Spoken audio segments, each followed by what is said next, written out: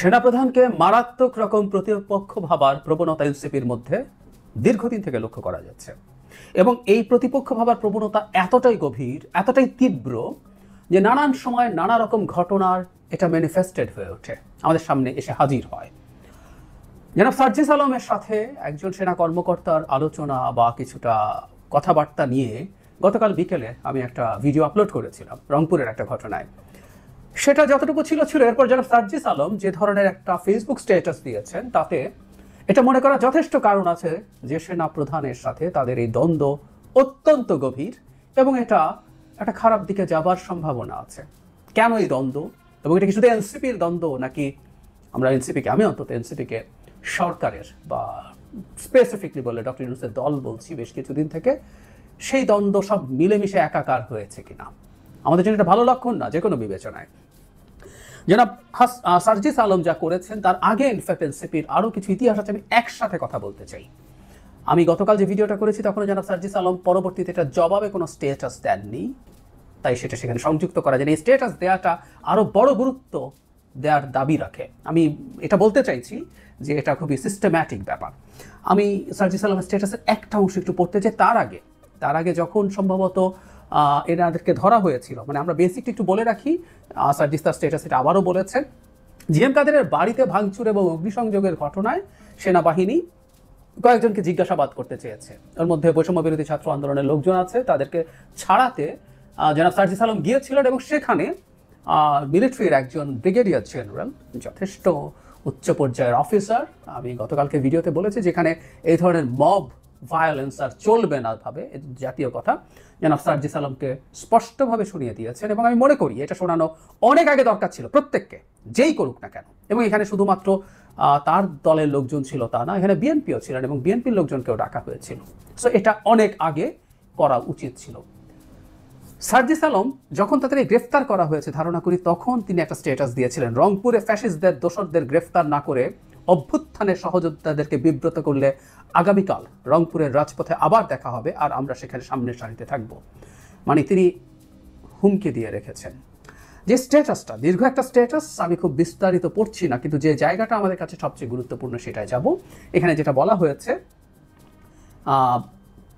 একজন মেয়র দলে ফিরে আসতে, মানে তার দায়িত্বে ফিরে আসতে চায়, এরকম এখানে জাতীয় পার্টি মিছিল করছে, জিএম কাদের সন্ত্রাসীদের সাথে নিয়ে মাঠে নামার প্রস্তুতি নিচ্ছেন, এগুলো বলছেন, সাথে আওয়ামী লীগের লোকজনকে নিয়ে।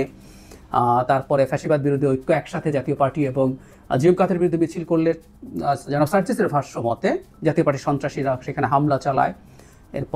এরপর আমি জায়গাটা থেকে পড়ি, এরপর জিএম কাদেরের বাড়িতে একটি বাইক পোড়ানোর ঘটনা দেখা যায়। এই বাইক পোড়ানোর মব বা ভ্যান্ডালিজমকে সর্বোচ্চ গুরুত্ব দিয়ে রংপুরের সেনাবাহিনী সংশ্লিষ্টদের খুঁজতে 9 মাসের মধ্যে সবচেয়ে বড় অপারেশনের জন্য মাঠে নামে, নোট অফ এক্সক্লামেশন।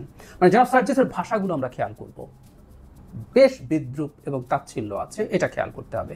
সো বক্তব্য বিষয় না, বক্তব্য হচ্ছে তিনি আসলে সেনাবাহিনীকে আক্রমণ করতে চেয়েছেন। আমি আবারও বলছি, এখানে সেনাবাহিনী হলেও আমি রাদার মনে করি এটা আসলে সেনা প্রধান। কেন আমি শেষ অংশে আসবো।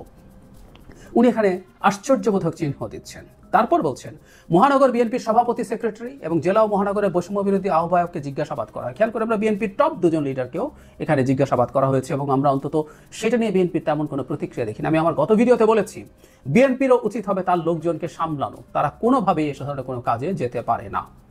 জাতীয় পার্টির কি হবে, নিষিদ্ধ হবে কি হবে না, জিএম কাদের গ্রেফতার হবেন কি হবেন না, এগুলো সিদ্ধান্ত হবে সরকারিভাবে, আইনগত পদক্ষেপ নিয়ে তারপর কাজ করতে হবে। মবের মুল্লুক বাংলাদেশে আর চলা উচিত হবে না। যাই হোক, পরে তিনি বলছেন জিজ্ঞাসাবাদ করা হতেই পারে, এটা নিয়ে কোনো সমস্যা নেই। এই জায়গাটা খেয়াল করি। কিন্তু যে ঘটনাগুলোকে কেন্দ্র করে সর্বশেষ এই ঘটনা ঘটেছে, সেই ঘটনাগুলোর কারণ কিংবা সংশ্লিষ্ট ব্যক্তিকে না খুঁজে সর্বশেষ বিষয় নিয়ে আধিক্যতা দেখানো শুরু হয়। আমি আধিক্যতা শব্দটার প্রতি আপনাদের মনোযোগ আকর্ষণ করছি, মানে ওইটা না করে এটা সর্বশেষ বিষয় নিয়ে আধিক্যতা দেখানো শুরু হয়। তারপর তিনি বলছেন, জিএম কাদেরের বাড়ির পুরনো বাইক আর সামান্য আগুন নিয়ে যাদের এত চিন্তা, তারা বিগত 9 মাসে আওয়ামী সন্ত্রাসী খুনিদেরকে ধরতে কয়টা অভিযান চালিয়েছে, কতজনকে গ্রেফতার করেছে। তারপরে মুস্তফার কথা, যে মেয়র হতে চায়, তাকে ধরতে কয়দিন অপারেশন চালানো হয়েছে।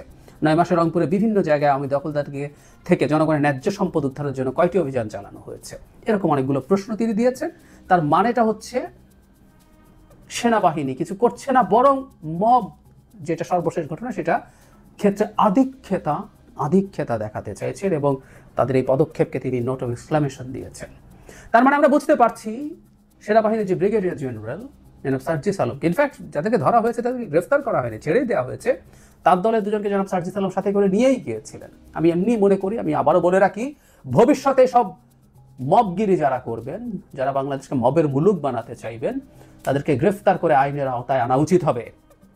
সবচেয়ে বড় অপরাধীর বাড়িতেও ভ্যান্ডালিজম চালানো যাবে না, তার গায়ে হাত দেওয়া যাবে না।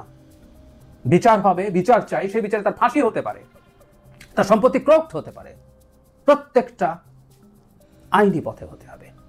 সোজা সাপটা কথা। তথাকথিত বিপ্লবের নামে বাংলাদেশে অ্যানার্কি তৈরি করার চেষ্টা এখনো চলছে এবং জনাব সার্জিস আলমরা সেটার অংশ। কখনো এটা হতে দেওয়া যাবে না, তার দলও এটার অংশ অনেক ক্ষেত্রেই। প্রথমে কেউ বলতে পারে এটা সার্জিস আলম বলেছেন, তিনি ফেসবুকে স্ট্যাটাস দিয়েছেন, এটা এনসিপির না। আমি বলি, এই দলের সবচেয়ে গুরুত্বপূর্ণ 4-5 জনের মধ্যে সার্জিস আলম একজন, এবং দেশের সম্ভবত, আমি ভুল না করলে, উত্তরাঞ্চলের, উত্তর দক্ষিণ দুটো ভাগ হয়েছে, দক্ষিণাঞ্চলে সম্ভবত জনাব হাসনাত আবদুল্লাহ মুখ্য সমন্বয়ক, এখানে সার্জিস আলম উত্তরের মুখ্য সমন্বয়ক। সুতরাং ওনার এই অবস্থানে থেকে উনি যখন কথা বলবেন, আমি এটাকে স্পষ্টভাবেই এনসিপির বক্তব্য হিসেবে ধরে নেব, এবং এখন পর্যন্ত অন্তত আমার চোখে পড়েনি এনসিপি তার বক্তব্যকে ডিসাউন করেছে। তাছাড়াও যে বলছিলাম যে তাদের ব্যাকগ্রাউন্ড আছে, আমি সেই ব্যাকগ্রাউন্ডের জায়গায় আসি। আমরা যারা হাসনাত আবদুল্লাহর বক্তব্য নিশ্চয়ই মনে আছে, একবার তোলপাড় ঘটিয়ে দিল, তিনি সেনাপ্রধানের সাথে দেখা করেছিলেন এবং আমরা জানি যে সেখানে সার্জিস আলমও ছিলেন। যাওয়ার পর দুজনকে সেনাপ্রধান সেই রিফাইন্ড আওয়ামী লীগ তত্ত্ব, যেটা হাসনাত আবদুল্লাহ আমাদেরকে জানিয়েছিলেন, এবং তাদেরকে চাপ দেওয়া হয়েছে যাতে আওয়ামী লীগকে রিফাইন করে নির্বাচনে নিয়ে আসতে তারা রাজি থাকেন, তাদেরকে চেষ্টা করা হয়েছে এবং সেটা নিয়ে প্রচুর জল ঘোলা হয়েছিল। সো যারা হাসনাত আবদুল্লাহ একই কাজ করেছেন, তার ক্ষোভ দেখিয়েছেন সেনাপ্রধানের বিরুদ্ধে। এবং সবচেয়ে জরুরি কথা, জনাব আসিফ মাহমুদ সাজিব ভুঁইয়া, যিনি উপদেষ্টার চেয়ারে বসে ইন্টারভিউ দিয়ে বলেছিলেন সেনাপ্রধান কিভাবে রেজিস্ট করার চেষ্টা করেছেন ডক্টর ইউনূসকে প্রধান উপদেষ্টা হওয়ার পথে। আমি বক্তব্য সত্য মিথ্যা যাচাই করতে যাচ্ছি না, একজন উপদেষ্টা পদে থেকে এরকম কথা বলেছেন এবং দীর্ঘ আলোচনার প্রধান সময়টুকু 4 ঘন্টার 8 ঘন্টা নাকি অন্য আলোচনা হয়েছে, 3.5 ঘন্টাই হয়েছে সেনাপ্রধান ডক্টর ইউনূসকে বাধা দেওয়ার। এবং শেষে জনাব আসিফ মাহমুদের ভাষ্য মতে বুকে পাথর বেঁধে নাকি তিনি রাজি হয়েছিলেন। কেউ বলবেন আসিফ মাহমুদ সাজিব ভুঁইয়া তো এনসিপির নন। আই এম সরি, উনি এনসিপিতেই যাবেন সামনে, লিখে রাখতে পারি আমরা এগুলো। যাই হোক, যেটা বলছিলাম, জনাব আসিফ মাহমুদের আমি বহুদিন ধরে দেখিয়েছি, যখন নাগরিক কমিটি ছিল, বৈষম্য বিরোধী ছাত্র আন্দোলন ছিল, তিনি তাদের একই জিনিস তিনি সরকারে বসে বসে শেয়ার করেছিলেন, সরকারের বাইরে গিয়ে পর্যন্ত শেয়ার করেছিলেন, মনে থাকার কথা। আর সর্বশেষ তো দেখা গেল তিনি তার বন্ধুদের সাথে, এনসিপির বন্ধুদের সাথে রেস্টুরেন্টে গেছেন। এটি নিয়ে আমি আলাদাভাবে কথা বলতে চাই, এবং যেতেও পারেন, কেউ বলবেন তারা একসাথে সহযোদ্ধা ছিলেন, কাজ করেছেন, কিন্তু মাস্টার্স পড়ে গেছেন। সো আইডেন্টিটি হাইড করা প্রমাণ করে আসলে ব্যাপারটা কি। যাই হোক, তাহলে আমরা দেখছি এনসিপি সিস্টেম্যাটিকলি সেনাপ্রধানের বিরুদ্ধে মূলত ক্ষুব্ধ। এখানে সেনাবাহিনীর কথা বলছেন, কারণ এখানে সেনাবাহিনী গেছে, আসলে ক্ষোভটা সেনাপ্রধানের দিক থেকে। একই ভাষাতে আমরা যদি দেখি, সরকারও সাম্প্রতিক সময়ে সেনাপ্রধানের সাথে তার সম্পর্ককে ভালোভাবে নিচ্ছেন না, মানে সেনাপ্রধান যা করছেন। আমি একটু স্মরণ করিয়ে দিই, এটা ভীষণ আলোচিত বিষয় ছিল। সেনাপ্রধান তার অফিসার্স অ্যাড্রেসে কয়েকটা কথা বলেছিলেন, এর মধ্যে নির্বাচন ডিসেম্বরের মধ্যে হওয়ার কথা, করিডোর, চিটাগং পোর্ট, এগুলো নির্বাচিত সরকারের করার কথা, এবং মবের কথাও ছিল। আমি গতকাল আমার ইন্টারপ্রিটেশন ছিল এই মব ঠেকাতে যাওয়ার একটা রেফারেন্স আসলে সেনাপ্রধানের সেদিনকার বক্তব্যও ছিল যে সেনাপ্রধান মব ঠেকাতে চান, ঠেকাবেন, উনি সব সতর্ক করে দিয়েছিলেন। যাই হোক, তার অপ্রকাশিত, মানে এটা কোনো অফিসিয়াল বক্তব্য ছিল না, তিনি কোনো মানে অন ক্যামেরা কোনো বক্তব্য, কোনো মিডিয়ার প্রেজেন্সে কোনো বক্তব্য দেননি, কোনো আইএসপিআর কোনো স্টেটমেন্ট দেয়নি, সেরকম একটা বক্তব্য মিডিয়ায় চলে এসছে। আমরা ধরে নিতেই পারি যে এই ধরনের বক্তব্য উনি দিয়েছেন, অফিসারদের সাথে তিনি অনেক কথা বলতে পারেন, কিন্তু সরকার মারাত্মকভাবে অফিসিয়ালি রিটালিয়েট করেছিল। উদ্দেশ্য প্রণোদিত, এখতিয়ার বহির্ভূত বক্তব্য, এই 3টা শব্দ স্টেটমেন্টে ব্যবহার করেছে। খুব ক্লিয়ারলি আমরা বুঝতে পারি সেনাপ্রধানকে ইঙ্গিত করে। তাহলে সরকার ক্ষুব্ধ হলে সরকারের হয়ে সবসময় সেনাপ্রধানকে বা সেনাবাহিনীকে আক্রমণ করা সোজা না, এনসিপির জন্য সোজা। সুতরাং জনাব সার্জিস আলম যে স্টেটাস দিয়েছেন, এটাকে আমি সেই সিস্টেম্যাটিক পরিকল্পনার পার্ট বলে মনে করি, একদম সরাসরি মনে করি। কারণ জনাব হাসনাতের কথা বললাম, জনাব আসিফ মাহমুদের কথা বললাম, সুতরাং এই ঘটনাগুলো ঘটবে। শুধু সেটা না, আমি আর এই মুহূর্তে নাম বলছি না, এনসিপির সাথে জড়িত এনসিপির সিগনিফিক্যান্ট সদস্যরাও সেনাপ্রধানের বিরুদ্ধে বক্তব্য দিয়েছেন। সেনাপ্রধানের বিরুদ্ধে বক্তব্য দেওয়া না দেওয়া তার সিদ্ধান্তের ব্যাপার, চিন্তার ব্যাপার। কিন্তু আমি এটা বলতে চাইছি, সরকার এবং এনসিপি একসাথে এই কাজটা করছেন। এবং আমি মনে করি এই দ্বন্দ্বটা আসলে সেই দ্বন্দ্ব যেটা আসলে নির্বাচন দ্রুত হওয়া উচিত কি অনুচিত এই প্রশ্নে এগিয়ে আসছে। বাংলাদেশের আসলে যাবতীয় দ্বন্দ্ব, যাবতীয় সংঘাত পলিটিক্যাল স্ফিয়ারে যা দেখছি তার মূল জায়গায় আসলে এই জায়গায় এসে ঠেকেছে। এনসিপি প্রায় বলে আমরা কে বলেছে আমরা নির্বাচন চাই, আমরা নির্বাচন চাই কিন্তু এগুলো চাই।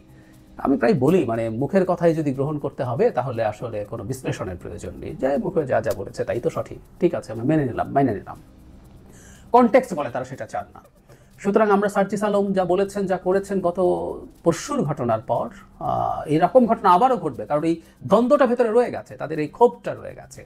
এবং অনেকেই অন্তত দেশের বাইরে থেকে খুবই জোর ক্যাম্পেইন চালানো হয়েছিল সেনাপ্রধানকে পদ থেকে সরিয়ে দেওয়ার জন্য। রীতিমতো একটা শুক্রবার, মানে অনেকের কাছে শুক্রবার প্রিয় দিন, মানুষরা মসজিদে আসে এবং এরপর লোকজন রাস্তায় নামানো সহজ হয় বলে মনে শুক্রবার ইভেন্ট ডাকা হয়েছিল সেনাপ্রধানকে সরানোর দাবিতে। এগুলো সব ফেল করেছে। তো যতদিন তিনি পদে আছেন আমি ধারণা করি এই ক্ষোভ এনসিপির মধ্যে রয়ে যাবে, এবং এই এনসিপির এই বহুজন এই সিস্টেম্যাটিকলি এই কাজগুলো যারা করছেন দেশে এবং দেশের বাইরে থেকে তাদের সাথে অ্যালাইন্ড, সো কোনো না কোনো ফর্মে এগুলো আসলে আসবে। না হয় যে কথাটা বলছিলাম, যেন সার্জিস আলম সেনাবাহিনীর প্রতি কোনো না কোনো ক্ষেত্রে কোনো আহ্বান জানাতে পারতেন, কিন্তু তিনি বিদ্রুপ করছেন, তাচ্ছিল্য করছেন, তাতে বোঝা যায় তার ভেতরে ক্ষোভ আছে। তিনি আধিক্যতার মতো শব্দ ব্যবহার করছেন সেনাবাহিনীকে নিয়ে। বাংলাদেশে আমি বলছি না সেনাবাহিনীর সমালোচনা করা যাবে না, আমাদের ট্রেডিশনালি আমরা সেনাবাহিনীর প্রতি এই ধরনের শব্দ ব্যবহার করি নাই, করা উচিতও না, সমালোচনা স্বাভাবিক হওয়া দরকার। কিন্তু আপনি যখন এই ধরনের শব্দ ব্যবহার করে অ্যাটলিস্ট আমরা এই মেসেজটা পাই যে আপনি নোট অফ এক্সক্লামেশন দিয়েছেন, আশ্চর্যবোধক চিহ্ন যে তারা এটা করতে এসছে, এগুলো প্রত্যেকটা ইন্ডিকেট করে তিনি সেনাবাহিনীর প্রতি তার ক্ষোভ লুকিয়ে রাখতে চাননি, তিনি আক্রমণাত্মক হতে চেয়েছেন সেটাও লুকিয়ে রাখতে চাননি, এবং এই সব কিছুই বার্তা দেয় এটা আসলে গভীর দ্বন্দ্বের জায়গা। সামনে এটা সার্জিস আলম হোক বা আর কেউ হোক, কোনো না কোনো ফর্মে এটা আবারও সারফেস করবে, কারণ মূল ইস্যুটার সুরাহা এখনো হয়নি, সেটা হচ্ছে নির্বাচন